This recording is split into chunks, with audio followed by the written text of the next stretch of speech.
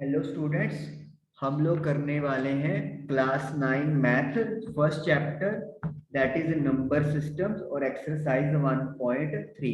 हम लोगों ने फर्स्ट 2 क्वेश्चंस कर लिए थे। चलिए क्वेश्चन नंबर 3 से स्टार्ट करते हैं। क्वेश्चन नंबर 3 है आपके पास, express the following in the form of P upon Q where P and Q both are integers and Q is not equal to 0। तो आपको कुछ डेसिमल एक्सपेंशन वाले नंबर दिए हुए हैं। जैसे फर्स्ट नंबर है 0.6 और 6 के ऊपर बार है। आपको इसे P अपॉन Q की फॉर्म में रिप्रेजेंट करना है। चलिए बहुत आसान है, करते हैं स्टार्ट। सबसे पहले जो आपको नंबर गिवन है उसे आप लोग x लेट कर लो। कोई भी नंबर है उसे आप लोग क्या लेट कर लोगे, x। तो x इज इक्वल टू 0.6 बार। अब आपको करना क्या है, आप लोग जो रिपीट हो रहे हैं डिजिट्स उसको 2 से 3 बार लिख लो। जैसे मैंने यहाँ पे 3 बार लिख लिया और डॉट डॉट डॉट लगा देंगे। इसका मतलब क्या है कि आगे सीक्वेंस जो है वो 666 ही चलता जा रहा है, कहीं पे ये टर्मिनेट नहीं होगा। उसके बाद आप देखिए कि कितने डिजिट रिपीट हो रहे हैं, 1 डिजिट। सिर्फ एक ही डिजिट के ऊपर बार है। तो अगर 1 डिजिट रिपीट हो रहा है तो आप लोग 10 से मल्टीप्लाई करोगे। अगर 2 डिजिट रिपीट होते हैं तो आप 100 से मल्टीप्लाई करोगे। इसका मतलब क्या है, जितने डिजिट्स रिपीट होंगे उतने ही आप लोग मल्टीप्लाई करते जाओगे, उतनी ज्यादा जीरोस इंक्रीज करते जाओगे। रिपीट होना जरूरी है, मतलब बार लगना जरूरी है। चलिए तो हमारे पास यहाँ पे एक डिजिट रिपीट हुआ तो हम लोग क्या करेंगे, मल्टीप्लाई बोथ साइड्स या मल्टीप्लाई 1 बाय 10। तो 10 से मल्टीप्लाई कर देंगे तो x की 10 से मल्टीप्लाई करोगे 10x हो जाएगा। और जब आप 0.666 की 10 से मल्टीप्लाई करोगे तो जो पॉइंट है वो एक डिजिट आगे चला जाएगा एंड इट विल बिकम 6.666।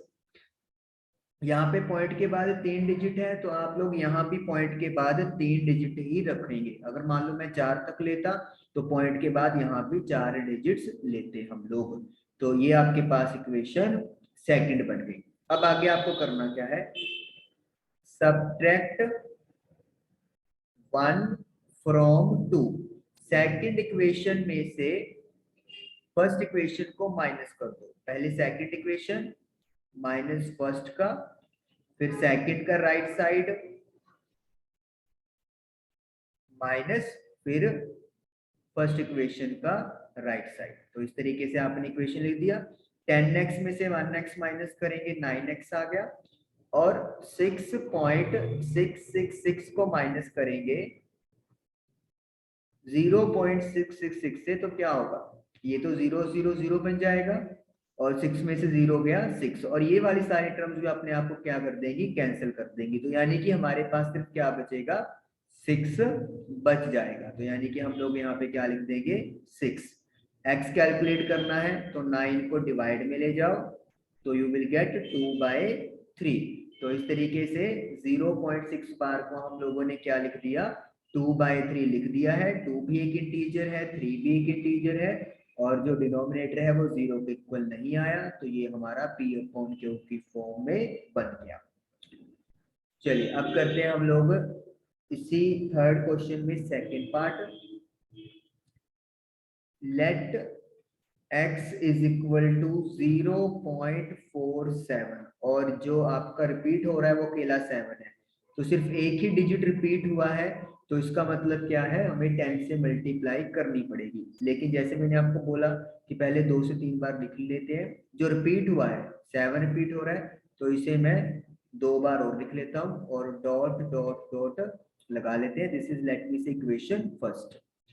अब क्या करेंगे, क्योंकि एक डिजिट रिपीट हुआ था तो मल्टीप्लाई इक्वेशन 1 बाय 10। तो 10 से मल्टीप्लाई कर दो तो x इंटू 10 10x, और जब आप इसको 10 से मल्टीप्लाई करोगे तो जो पॉइंट है वो आगे शिफ्ट हो जाएगा।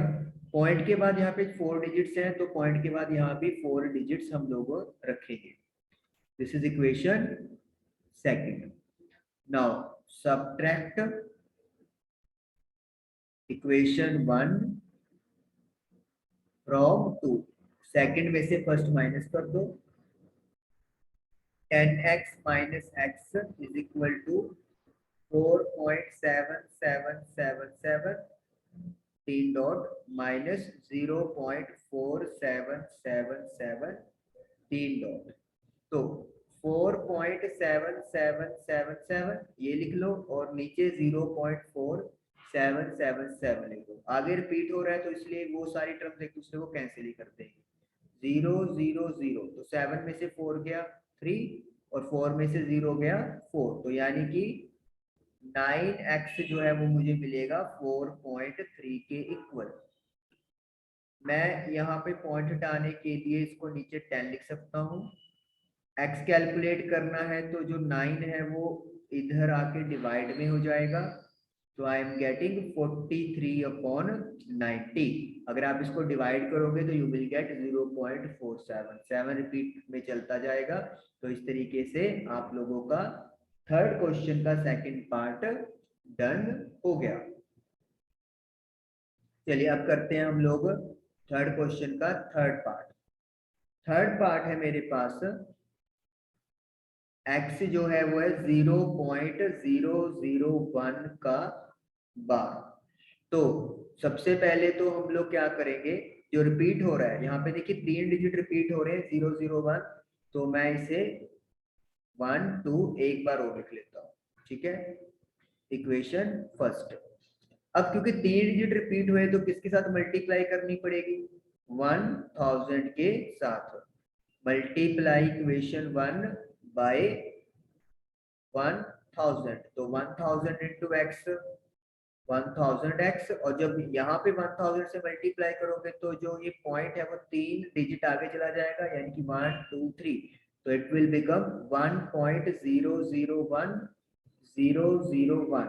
क्योंकि पॉइंट के बाद 9 डिजिट्स हैं तो मैं भी क्या करूंगा, यहाँ पे 001 एक बार और लिख दूंगा और 3 डॉट्स लगा के इक्वेशन 2 बना दूंगा।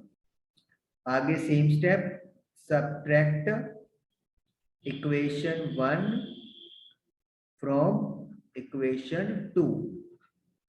So 1000x minus x is equal to 1.001001001 dot minus 0.001001001 dot. 1000 में से 1 करेंगे माइनस तो 999x हो जाएगा, और पॉइंट के बाद वाले जितने भी डिजिट्स हैं वो सारे कैंसिल हो जाएंगे और अकेला 1 बचेगा, तो 1 में से 0 गया 1, तो x की वैल्यू मेरे पास आ गई है 1 डिवाइडेड बाय 999, और यही हमारा क्या आ गया है, आंसर आ गया है। तो इस तरीके से क्वेश्चन नंबर 3 आपका कंप्लीट हो गया। अब करते हैं क्वेश्चन नंबर 4। क्वेश्चन नंबर 4 क्या है, एक्सप्रेस 0.999, यानी कि 9 जो है वो अपने आप को रिपीट करता जा रहा है in the form of p by Q. p by Q की फॉर्म में हमें लिखना है, तो तरीका वही रहेगा, x को लेट कर लेते हैं 0.999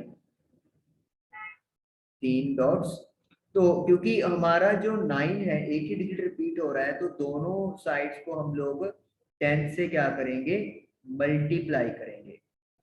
मल्टीप्लाई इक्वेशन 1 बाय 10, तो x इंटू 10 10x, और ये पॉइंट आगे चला जाएगा तो इट विल बिकम 9.99, क्योंकि 5 बार है तो इसीलिए हम लोग यहाँ पे पॉइंट के बाद 5 9 लिख देंगे।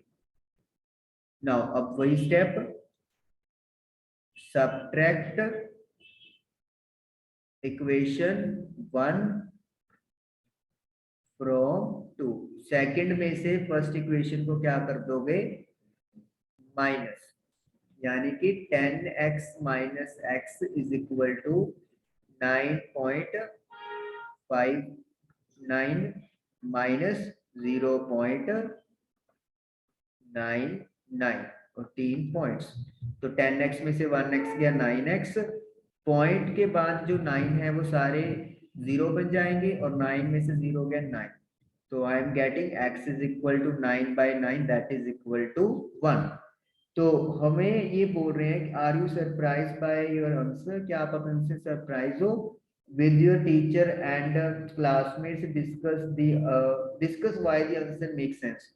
डिस्कस कर रहे हैं कि आंसर सेंस क्यों कर रहा है। आंसर मतलब यही चीज आ गई है कि जो 0.99 क्वांटिटी है ये बहुत ही क्लोज है 1 के, तो इसीलिए हम लोग यहाँ पे 1 पे रिजल्ट पे पहुंचे हैं और P अपॉन Q की फॉर्म में है। उसके अलावा क्या सेंस की बात हो रही है, पीछे आंसर मैं चेक कर लेता हूँ।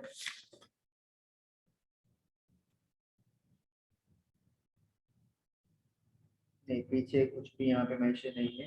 चलिए ओके, इसको क्लियर कर देते हैं। उसके बाद है हमारे पास क्वेश्चन नंबर 5, वो हम लोग करेंगे। क्वेश्चन नंबर 5 है what can be the maximum number of digits in the repeating block of digit in the decimal expansion of 1/17। जब आप 1 को 17 से डिवाइड करते हो तो कितने डिजिट्स हैं वो मतलब मैक्सिमम हो सकते हैं जिनके बाद रिपीटिशन जो है वो स्टार्ट हो जाएगी। Perform the division to check your answer, और अपने परफॉर्म मतलब अपने डिवीजन अपने चेक करना है कि जो आपने आंसर निकाला है क्या वो सही है। तो देखिए बड़ा पहले तो आपको ये जानना जरूरी है कि यहाँ पे इस चीज का लॉजिक क्या है। जैसे मैं 1/17 को डिवाइड करूंगा, पहले डिवाइड कर लेते हैं फिर आपको मैं बताता हूँ। मैं थोड़ा रिवर्स में आपको ये समझाने की कोशिश करूंगा। 5th क्वेश्चन है मेरे पास। तो 1 छोटा है तो 0 लग गया, पॉइंट के नाम की 0। अभी भी स्मॉलर है तो एक और 0 लगाएंगे। तो 85 5, उसके बाद 15 0, तो इट विल बिकम 136। ये बनेगा आपका 8 पे, देन 14 0, तो 136 again 8 4 0 34, then 6 0 51, then 9 0 85, then 5 0 34, then 16 0 153, यहाँ पे 7 आ गया तो 85, नहीं सॉरी 85 कैसे हो जाएगा, 68 4, then 12 119 यानी कि 7। अब देखिए 1 दोबारा आ गए यानी कि जहां से कहानी हमारी शुरू हुई थी वो वापस वहीं पे आ गए। अब यहाँ पे काउंट करते हैं जरा कितने हमारे पास ये डिजिट बने हैं। 1 2 3 4 5 6 7 8 9 10 11। तो मेरे पास जो रिपीटिंग डिजिट्स हैं वो 11 बन रहे हैं। इसका मतलब क्या हो गया, गड़बड़ यहाँ पे 2 आएगा। अभी कहानी बात होती,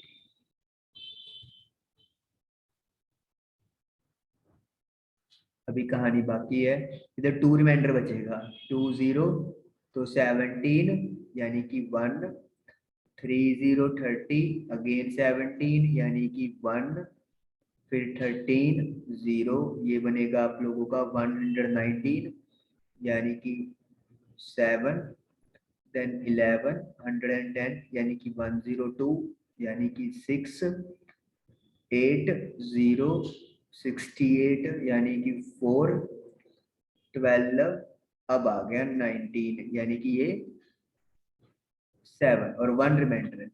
अब देखिए अब काउंट करते हैं 1 2 3 4 5 6 7 8 9 10 11 12 13 14 15 16। तो हम लोग क्या देख रहे हैं कि 16 डिजिट्स के बाद यही जो सीक्वेंस है ये दोबारा खुद को क्या करेगा, रिपीट करेगा, यानी कि बार लग गया। और हमारे पास डिनोमिनेटर में कितना नंबर था, 17।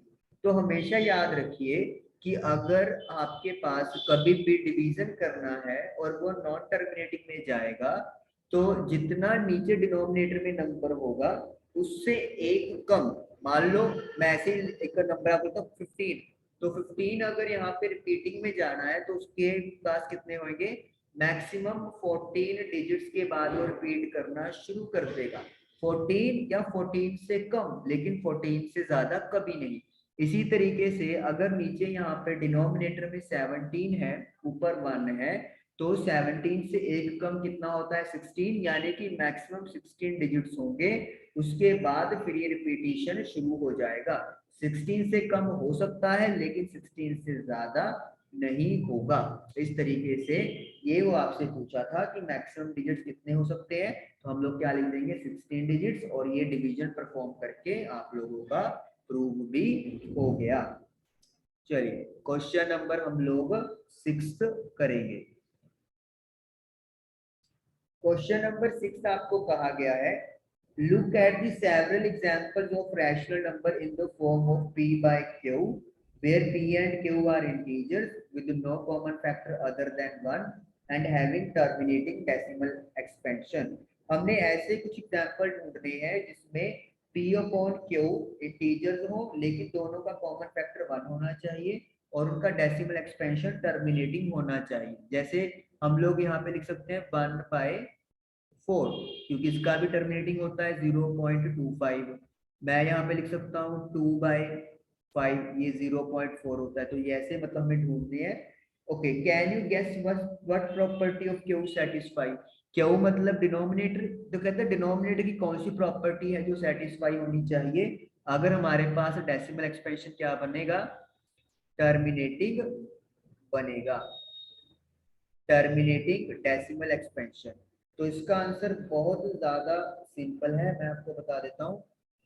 जब भी आपका कोई भी रैशनल नंबर का सीक्वेंस टर्मिनेटिंग डेसिमल एक्सपेंशन में जा रहा है तो उसका मतलब ये है कि जो क्यू है, क्यू मतलब डिनोमिनेटर, जो डिनोमिनेटर के प्राइम फैक्टर्स होंगे वो आपके 2 की पावर m 5 की पावर n की फॉर्म में होंगे, जहां पे m and n are non negative integers होते हैं। सिंपल, इसे आप लोग क्या समझोगे, डिनोमिनेटर के आप प्राइम फैक्टर बना लो, नीचे अगर या तो अकेले 2 के मल्टीपल्स बने या फिर अकेले 5 के या फिर 2 और 5 अकेले दोनों के बने, तो फिर उस केस में जब आप न्यूमरेटर अपॉन डिनोमिनेटर का डिवाइडेशन करोगे you will get a terminating decimal expansion. m और n नॉन नेगेटिव इंटीजर्स का मतलब क्या है कि m और n की वैल्यू 0 1 2 3 कुछ भी हो सकती है लेकिन नेगेटिव में नहीं जा सकती। तो जो भी q के फैक्टर्स इस कंडीशन को सेटिस्फाई करेंगे उनके जो डेसिमल एक्सपेंशन है वो टर्मिनेटिंग वाले बनेंगे, और यही आप लोगों से उसमें उन्होंने प्रॉपर्टी की बात की थी। क्लियर। तो इस तरीके से क्वेश्चन नंबर आप लोगों का 7th डन, नहीं सॉरी 6th क्वेश्चन आप लोगों का डन हो गया। क्वेश्चन नंबर 7 हम लोग एक और करेंगे। क्वेश्चन नंबर 7 है, write the 3 numbers whose decimal expansion are non terminating, non terminating, non recurring. तो हमें 3 ऐसे नंबर ढूंढने हैं जो नॉन टर्मिनेटिंग, नॉन रेकरिंग यानी कि नॉन रिपीटिशन वाले डेसिमल एक्सपेंशन प्रोवाइड करते हो। और एक और बात, ऐसे नंबर कौन से होते हैं, ऐसे नंबर इरेशनल नंबर होते हैं। तो आपके पास बहुत सारे एग्जांपल्स हैं, आप कोई भी दे सकते हो अपनी तरफ से, सीक्वेंस शुरू कर दो 0.14693 और 3 डॉट लगा दो। देखो ना तो कोई सीक्वेंस यहाँ पर रिपीट हो रहा है और डॉट डॉट डॉट का मतलब क्या है, नॉन टर्मिनेटिंग है, तो इसलिए ये नॉन टर्मिनेटिंग नॉन रेकरिंग चला गया। इसके अलावा आप ये भी देख सकते हो 4.15814 4 इस तरीके से, ठीक है। यहाँ पे भी कोई सीक्वेंस रिपीट नहीं है। 0.10048 आप ये भी दे सकते हो। तो unlimited there are non terminating non recurring decimal expansion number, तो आप लोग जितने मर्जी चाहे दे सकते हो। और इस तरीके से क्वेश्चन नंबर 7 आप लोगों का डन हो गया। चलिए, तो आज के लिए हम लोग यहीं पे अपनी क्लास ओवर करेंगे। Thank you for watching the video.